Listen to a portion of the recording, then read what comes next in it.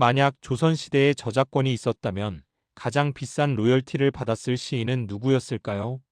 놀랍게도 그 주인공은 당대의 네로라 하는 사대부가 아닌 한 명의 기생이었습니다. 오늘 타임체이스는 단순히 미녀나 스캔들의 주인공이 아닌 시대를 초월한 천재 예술가이자 날카로운 지성인 인간 황진이의 진짜 모습을 기록을 통해 추적해보고자 합니다. 우리가 드라마나 영화에서 본 이미지가 아닌 그녀가 직접 남긴 글과 당대인들의 평가 속에 숨겨진 진실은 무엇일까요? 황진이. 이 이름 앞에는 늘 조선 최고의 미녀, 남성들을 홀린 요부 같은 수식어가 따라붙습니다. 하지만 이런 평가는 대부분 조선 후기나 현대에 만들어진 야담집이나 소설 속 이미지에 가깝습니다.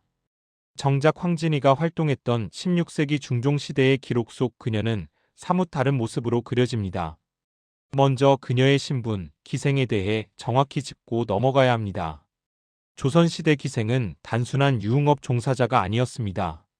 특히 개성이나 평양, 한양의 일패기생들은 시, 서, 화, 즉 시를 짓고 글씨를 쓰며 그림을 그리는 능력은 물론 가야금이나 거문고 같은 악기 연주와 노래, 춤까지 완벽하게 구사해야 했던 당대 최고의 종합예술인이었습니다.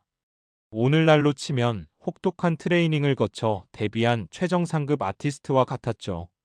황진이는 그 중에서도 단연 군계일학이었습니다. 그녀의 출생에 대해서는 중종 때 개성 출신이라는 것 외에 명확한 기록은 없습니다. 양반가의 서녀였다가 기생이 되었다는 유명한 썰은 후대에 창작된 이야기일 가능성이 높습니다.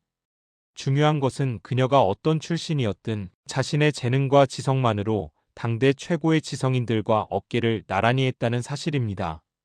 그녀는 자신의 아름다움을 무기로 삼은 것이 아니라 누구도 흉내낼 수 없는 예술적 재능과 통찰력을 무기로 삼았습니다.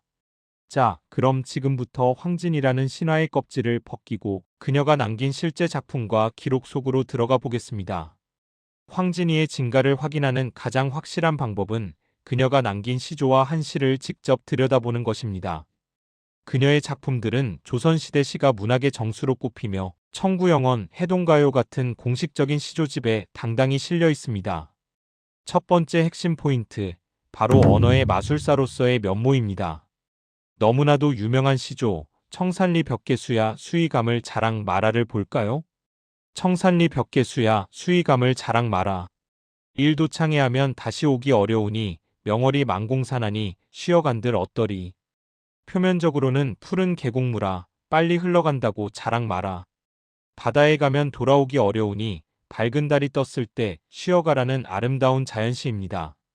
하지만 이 시에는 천재적인 중의법이 숨어 있습니다. 당시 종실, 즉 왕족 중에 벽계수라는 호를 가진 이가 있었습니다. 그리고 황진이의 기명, 즉 기생으로서의 이름이 바로 명월이었죠.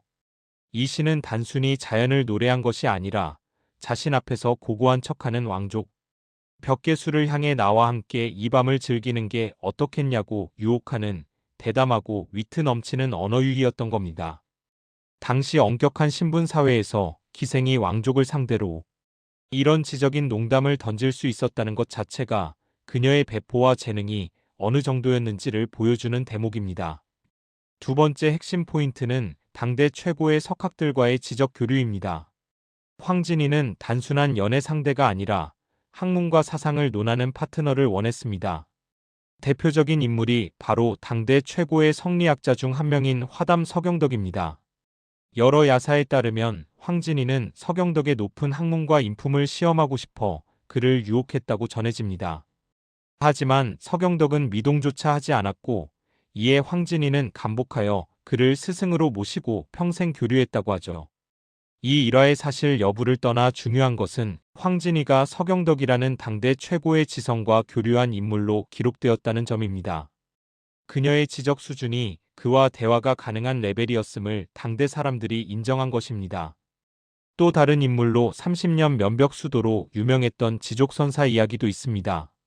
황진이가 이 고승을 파괴시켰다는 자극적인 일화로 알려져 있지만 그 본질을 들여다보면 다릅니다. 이는 인간의 본성과 욕망, 그리고 깨달음이란 무엇인가에 대한 황진이식의 철학적 질문이자 실험이었다고 해석할 수 있습니다. 그녀는 당대의 위성과 고정관념을 자신의 삶을 통해 직접 부딪혀 깨뜨려 보고자 했던 대담한 실천가였던 셈입니다.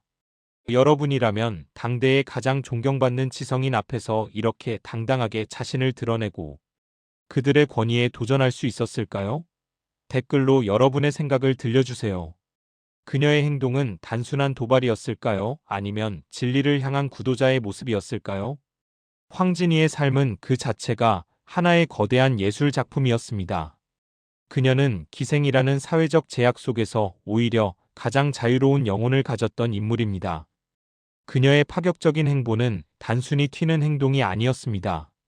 그 안에는 조선 사회의 모순에 대한 날카로운 비판이 담겨 있었죠. 그녀가 남긴 가장 충격적인 퍼포먼스는 아마 그녀의 유언일 겁니다.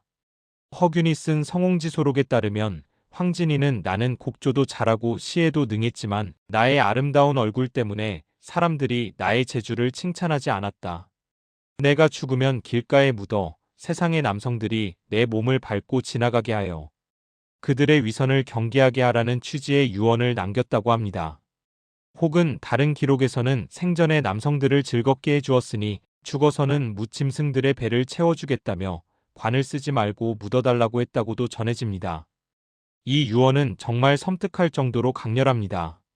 평생 자신을 아름다운 여성이라는 틀에 가두고 소비하려 했던 세상에 대한 마지막 저항이자 조롱이었던 셈입니다. 이는 마치 오늘날의 현대 예술가들이 자신의 신체를 이용해 사회적 메시지를 던지는 퍼포먼스 아트나 개념 미술과도 맞닿아 있습니다. 황진이는 자신의 죽음마저도 사회의 위선과 편견을 고발하는 하나의 작품으로 승화시킨 것입니다. 결국 황진이라는 인물을 통해 우리는 자유의 의미를 다시 생각하게 됩니다. 그녀는 신분제라는 억압 속에서도 정신적으로는 그 누구보다 자유로웠습니다. 돈이나 권력, 남성에게 기대어 안락을 추구한 것이 아니라 오직 자신의 재능과 철학을 바탕으로 주체적인 삶을 살았습니다. 그녀가 당대 남성 지식인들에게 단순한 유혹의 대상을 넘어 깊은 존경과 경외의 대상이 될 수 있었던 이유도 바로 여기에 있습니다. 그녀는 시대를 잘못 만난 천재가 아니라 시대를 온몸으로 뚫고 나간 선구자였습니다. 오늘 우리는 황진이라는 이름에 더 씌워진 신화적 이미지를 걷어내고 기록 속에 남아있는 그녀의 진짜 모습을 추적해봤습니다. 그녀는 뛰어난 언어 감각을 지닌 천재 시인이었고 당대 최고의 지성들과 어깨를 나란히 한 철학적 동반자였으며 자신의 삶과 죽음으로 사회의 편견에 저항한 위대한 예술가였습니다. 황진이의 이야기는 우리에게 중요한 질문을 던집니다. 우리는 한 인물이나 사건을 얼마나 많은 편견과 고정관념을 통해 바라보고 있는가? 그 이면에 숨겨진 진짜 본질을 보려는 노력을 하고 있는가? 황진이는 아름다움이라는 껍질 속에 갇힌 비운의 여인이 아니라 그 껍질을 스스로 깨고 나와 자신의 목소리를 낸 위대한 아티스트였습니다. 우리는 그녀를 바로 그렇게 기억해야 합니다. 역사는 단순히 과거의 기록을 외우는 것이 아니라 그 기록을 통해 오늘을 살아가는 우리의 자세를 비춰보는 거울입니다. 황진이라는 거울을 통해 여러분은 무엇을 보셨나요? 오늘 타임체이스의 이야기는 여기까지입니다. 구독과 알림 설정으로 타임체이스의 역사 탐험에 계속 함께해 주세요. 감사합니다.